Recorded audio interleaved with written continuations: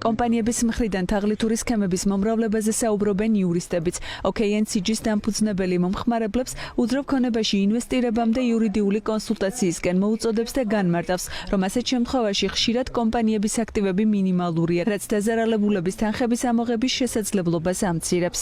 ვაწყდებით ასეთ ფორმას, როცა გვეუბნებია, რომ ბინა, რომელიც უნდა დაიგირაოთ, დაგირავება არ არის სამართლებრივი ტერმინი, კანონმდებლობით განსაზღვრულია ის, რომ უნდა გაფორმდეს სესხის, იპოთეკის და ბინათ-სარგებლობის ხელშეკრულება, თუ ეს არ დაგხვდა და არ გაფორმდა, მაშინ გამოდის, რომ რასაც გვეუბნებოდნენ, ის არ გაფორმდა და ასეთ ხელშეკრულებაზე ხელის მოწერისაგან თავი უნდა შევიკავოთ.